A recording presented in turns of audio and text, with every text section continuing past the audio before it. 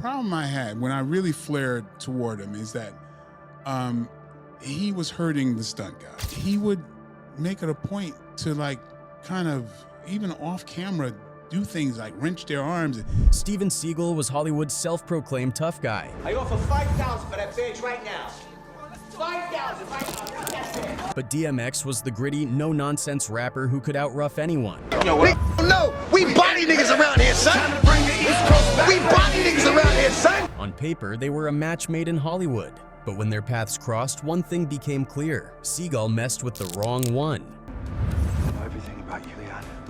Time. In the cutthroat world of Hollywood, Steven Seagal's reputation was as fierce as it was infamous. But it wasn't just his martial arts skills or his action hero persona that earned him his status. It was his controversial reputation off-screen. Many people consider me, one of the great masters in my own field. And when he crossed paths with one of hip-hop's most dangerous figures, DMX, things didn't exactly go as planned.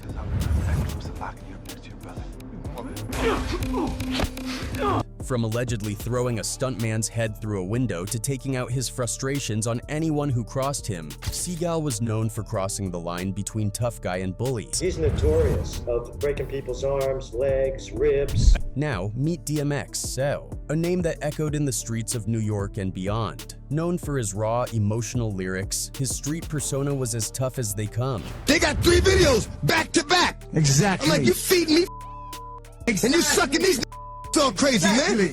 Wrong with yo, I had to punch one face up there, man. After that, I was like, I'm not going to the office no more. He wasn't just another rapper, he was the rapper. A man who had faced adversity his whole life, DMX wasn't one to back down from a fight, even when that fight came from someone like Seagal. I'm a bro man, and I ain't got time to be playing no kid games, man. So once I see I'm not dealing with a man, and he disrespects me, I'm gonna break his jaw. When DMX teamed up with Seagal for the 1998 film Exit Wounds, it didn't take long before things started to unravel.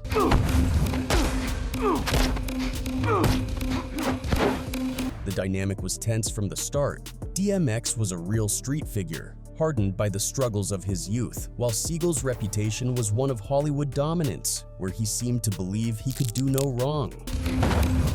You want me dead, but you don't have the balls to do it yourself. I don't even know what the you're talking about. One incident that still stands out to DMX was a fight scene that ended in actual violence. Seagal, known for his method approach to action, decided to push the boundaries on what should have been a choreographed move. He hurt, a few people on the set purposely. It was supposed to be a standard scene with a stuntman where DMX's character was supposed to be slammed against a wall, but Seagal didn't follow the script. It's like, if you're acting and we're working together, I'm trusting you not to, take advantage of the situation and vice versa, and he put one guy's, stunt guy put his head through the window. When he was just supposed to act like he hit him. He actually grabbed the guy and pushed his head through the window, and the one move where he has my arms behind my back and we're both supposed to drop to the ground at the same time. On cue, I drop and he stays up, dislocated my shoulder. Really? But what goes around comes around, and he ended up hurting himself on the set and was out for 2 weeks. So. Oh, good.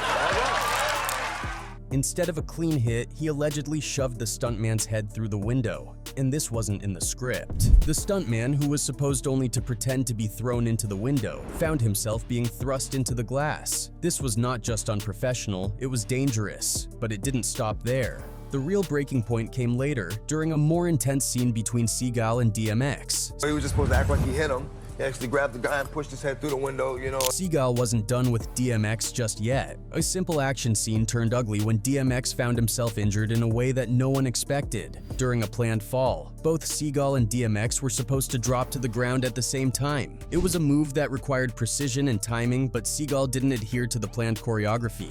The one move where he has my arms behind my back and we're both supposed to drop to the ground at the same time. Instead of dropping to the ground in unison, Seagal stayed upright, pulling DMX down awkwardly. The result? A dislocated shoulder. The pain was excruciating, and the damage was enough to put DMX out of action for a while. But what angered him most wasn't just the injury, it was the fact that this was Seagal's careless mistake, one that could have been avoided with proper coordination. On cue, I drop and he stays up, dislocated my shoulder. DMX was used to pain, After all, he had lived through much worse in his early years, but this was different. Seagal's reckless disregard for his co-star's well-being pushed DMX to the edge. What Seagal didn't realize was that DMX wasn't someone to be intimidated. He wasn't going to stay silent about the injury or let Seagal's ego dictate his experience. Now we get that man. They don't talk like they want to. I'm good. I'm good. For Seagal, it was another power play on set, a reminder of who was in charge. But for DMX, this wasn't just an injury. This was personal. I wasn't ready. The thing about bullying is that what goes around comes around. After all, you can't expect to push everyone around without consequences. Seagal found this out the hard way. During filming, karma came knocking. You know what goes around comes around, and he ended up hurting himself on the set and was out for 2 weeks. So. Oh, good. Seagal was no stranger to physical injuries. After all, he was known for doing his stunts and taking on more than his fair share of risky moves. But this time, karma wasn't on his side. You got to keep a third eye on what he's doing. And if you're not good enough, he's going to hurt you. Seagal, who had a reputation for being a one-man wrecking crew, ended up hurting himself on set. It was a minor but significant injury, one that forced him to take 2 weeks off from the set. It was the universe's way of balancing the scales. Boom! The stone separated his tail from his body, and then X grabbed the tip of the tail where they sting you at and held it up. Looked up. You could just see there's a tail and a poison dripping from it like this, and you're like, looked up, you're crazy. One such person was Noor, who had a crazy experience with the dog himself. It was 4 a.m. While most people were still asleep, DMX was just getting started. Noor found himself spending the early hours of the morning with DMX, sharing a smoke, when things started to get out of hand. Let me tell you, I was smoking weed with DMX one night, 4 o'clock in the morning. Suddenly, a loud crash echoed through the quiet streets, a refrigerator dropping from a high window at River Park Towers in the Bronx. It was the middle of the night, and yet nobody batted an eye. This was just another night for DMX and his crew. Mind you, I seen DMX in River Park Towers, 4 o'clock in the morning, refrigerators. You know what, River Park Towers in the Bronx, by the way. Do you understand how it sounds when a refrigerator drops? Boom, boom, and these just standing around. This is what they do for fun. At this time, DMX was at the peak of his career. He was selling 10 million records, and there was no slowing him down. 2 albums in 1 year, both going platinum in just days. It was a crazy run, and DMX was on top of the world. But through all the success, he was still the same wild person who could turn any situation into an adventure. He sold 10 million at this time. This is the hottest thing in the world. DMX. So I say I'm going to LA. I think DMX the first nigga to drop 2 albums in 1 year. This is that this was time. selling a half a million time. First week. Noor flew out to LA for a recording session, thinking it would be a straightforward job. But as soon as he arrived, DMX had other plans. So I called Def Jam and I said, yo, I need y'all to book my flight to go see DMX. I'm gonna fly out on Monday and I'm gonna return on Wednesday. He knocked on N.O.R.E's door at 4 a.m. Thursday morning, ready to go. This nigga knocks on my door at 4 o'clock in the morning. Thursday morning, 4 o'clock, which means that's 7 a.m. New York time. Knocks on my door, boom, boom. Yo, dog, you ready, dog? The next step? A convoy of 6 cars was waiting downstairs, and as it turns out, DMX didn't want to walk anywhere. Instead, he insisted on driving around LA, just to get across the street. It was a wild ride, one that would only be made crazier by what happened next. The works me up. We go downstairs. Got 6 cars downstairs, right? 4 days later. So this is 4 days. It's Thursday. I flew out Monday. Noor was expecting to head to a proper studio to lay down some tracks, but DMX took him to a pool hall, Dublin's instead. No fancy equipment, no fancy setup, just pool tables. Noor wasn't thrilled. He wasn't there to play pool, he was there to get some work done. But DMX was determined to have fun in his way, and Noor had no choice but to go along for the ride. 6 cars is downstairs. I tell my wake up, bring the car out. My car comes out. He's like, no. You driving with me. So I'm like, all right, heard about this. Just when it seemed like things couldn't get more random, a man walked in off the street claiming to have a studio nearby, DMX. Without hesitation, he agreed. The man offered up a studio space, and before Noor knew it, they were off to another location, a studio that was barely more than a makeshift space. Sunday morning, we're just hanging out. Still don't get the verse, but he's hanging with me. I know he's not dissing me. Yeah. Some random dude just walks on the street. He's like, yo, DMX. DMX like, what up, dog? He's like, I got a studio right here. Nori, look at that. We got a guy with a studio. I swear to God. If I'm done. Nor didn't know it at the time, but this was just another one of DMX's chaotic decisions that would soon prove to be the norm. Finally, DMX starts recording his verse. Nor thought they were getting somewhere, but out of nowhere, DMX fell asleep in the middle of the session. Nor and the crew were left hanging, wondering what was going to happen next. I'll open this. This is laid out. Knocked out. Yo, in the just middle like that. Yo, my God. So everybody's like, yo, nobody with the dog. The session went quiet and no one dared wake DMX. After all, this was his world, and they were just living in it. Steven Seagal's rise to fame was built on his stoic, no-nonsense persona. He was the epitome of cool, an action star who could flip a villain with one hand while cracking a joke with the other. But behind the tough guy exterior was a different story. Seagal's behavior on set was as reckless as it was infamous. I wonder how you deal with all that. Hello, Steven Seagal. Steven Seagal might have dominated the box office with his iconic roles in films like Above the Law and Under Siege. But when it came to making friends, it seems Seagal's career was anything but smooth. While his fight scenes appeared flawless, behind the scene, Seagal's on-set antics have earned him a reputation that's far from stellar. From allegedly throwing a stuntman's head through a window to taking out his frustrations on anyone who crossed him, Seagal was known for crossing the line between tough guy and bully. But what made his reputation even worse was his refusal to take responsibility for these actions. Those who worked with him, especially stuntmen and lesser-known actors, were often left feeling intimidated and helpless. It wasn't just physical, it was psychological warfare. Steven Seagal's reputation on set was far from flawless. Actors and stuntmen alike have come forward to describe his unpredictable and violent behavior. While filming Exit Wounds, Seagal reportedly kicked stuntmen in the groin just to see if they were wearing protective cups. But it didn't stop there. One stuntman described how Seagal would intentionally break actors' bones, arms, ribs, legs, to make the fights look more realistic.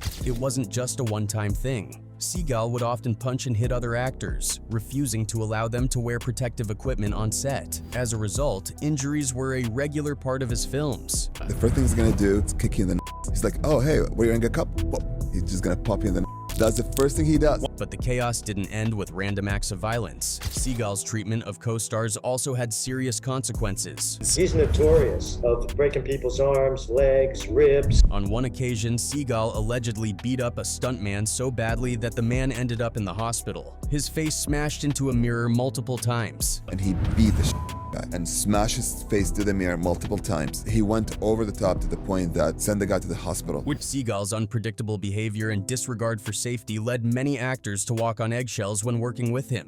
The real question is, why was he allowed to continue this behavior? There's nothing wrong with putting on pads. They would say no because he wouldn't allow it. For all his violent antics, Seagal didn't seem to face many consequences. When questioned about his behavior, Seagal would often come up with bizarre excuses. He once halted filming to announce that he had undergone a spiritual awakening, deciding he no longer wanted to kill people in movies because it was bad for karma. Steven Seagal has had a spiritual awakening. He decided that he doesn't want to kill people anymore in movies. And Steven says, I think it's just bad that we keep putting this violence into the world. This sudden shift in philosophy led to a $14 million lawsuit when he refused to film his scenes according to the script and made unauthorized changes that cost the production valuable time and money. Later, Seagal was sued again, this time for a whopping $60 million for similar behavior on other sets. Steven Seagal has often boasted about his martial arts skills. He claims to be a black belt in Aikido, a form of martial arts that has been heavily criticized for its limited practical applications. While it's true that Seagal holds a black belt in Aikido, many martial artists and critics argue that Aikido is more about spectacle than real-world combat.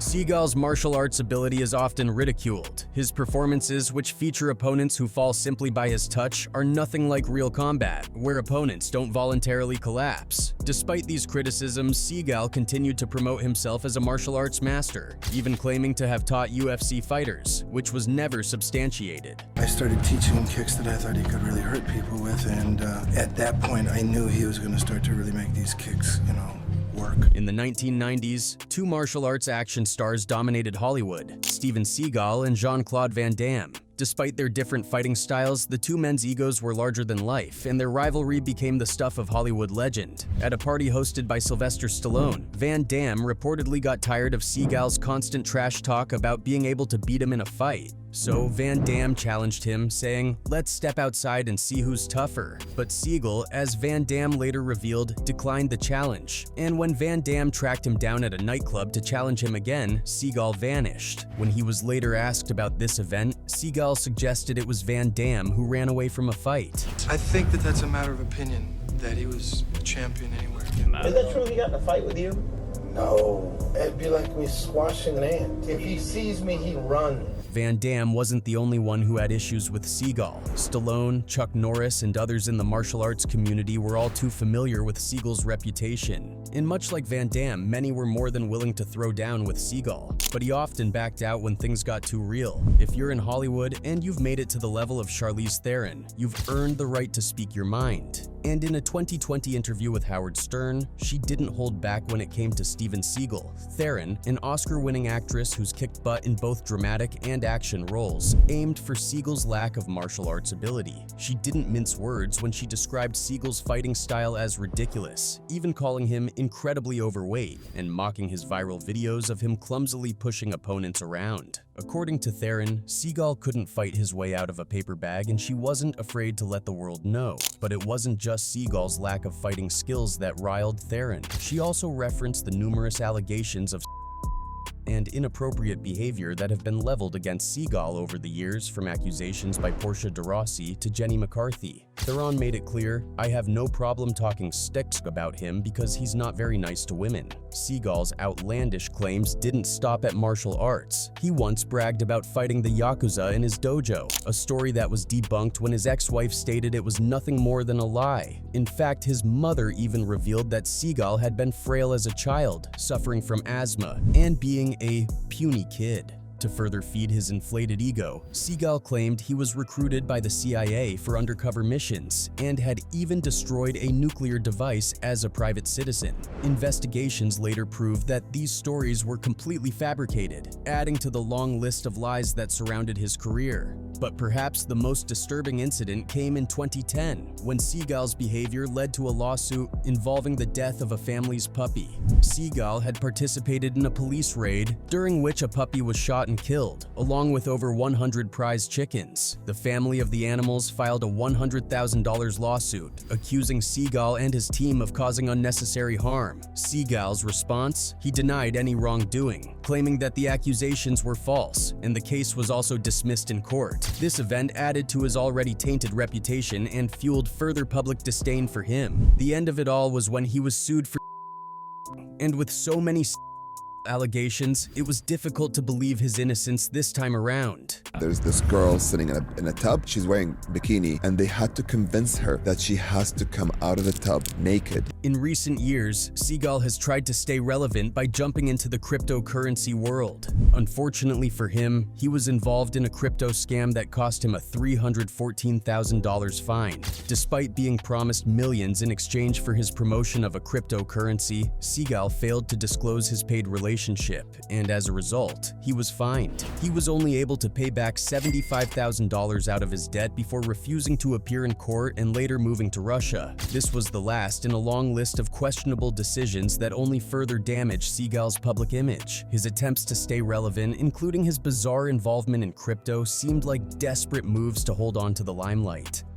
Michael Jai White, a martial artist and actor known for his roles in Black Dynamite and Spawn, found himself facing off with one of Hollywood's toughest stars, Steven Seagal. While Seagal built his career on his tough guy image, White wasn't about to let his domineering behavior slide. Their interaction on the set of On Deadly Ground turned into a test of patience and professionalism. Seagal hired White twice for choreography work. first for Nis and Subid, and later for On Deadly Ground, where Seagal also directed. Initially, White was hired to help with fight scenes, but it wasn't long before Seagal's behavior took a turn for the worse. The problem I had when I really flared toward him is that he was hurting the stunt guys. While White was there to choreograph, Seagal's treatment of the stunt team became a problem. Lou and another friend named Nils Stewart, who were nice people, but he would make it a point to like kind of, even off camera. Seagal would hurt stuntmen off camera, even injuring White's friend James Liu by wrenching his arms and tearing Liu's bicep for no reason. That's when White's patience wore thin. Do things like wrench their arms. He actually tore Nils's bicep for no reason. Just to, But how was he afterwards? Was he apologetic or? The next day he was. Oh, but right after he wasn't. After Seagal hit Liu in the throat for no reason, White finally lost his temper. He snapped at Seagal, which created tension on set. White wasn't sure what would happen next, but Seagal surprisingly apologized the next day, claiming it was all due to long hours and stress. White was hired for a fight scene, but when he saw the script, he was appalled. The scene had him fighting alongside racist characters in a bar in Alaska. And then when I get to set, I find out the parameter of what the movie's about. Seagal admitted the absurdity, but White was still put off. He stayed on to help with choreography, but the situation was far from ideal. And it's about these white people in Alaska mistreating the natives. And this fight was going to be at a country western bar. And I said, okay, wait a second. I said, why don't you throw a yarmulke on me? Because you can, I mean, this is really ridiculous. Seagal did apologize for his actions, but White felt it wasn't enough to justify his treatment of the crew. Despite the apology, White chose to remain professional and finish the job, but he was no longer willing to disregard Seagal's behavior. Steven Seagal may have been a star in the 90s, but his legacy is now defined by lies, violence, and a string of controversies. From mistreating actors and stuntmen to scamming people with cryptocurrency, Seagal has cemented his place as one of Hollywood's most disliked figures. His refusal to own up to his actions only makes things worse, leaving fans and colleagues alike questioning how someone so unlikable could ever achieve fame in the first place.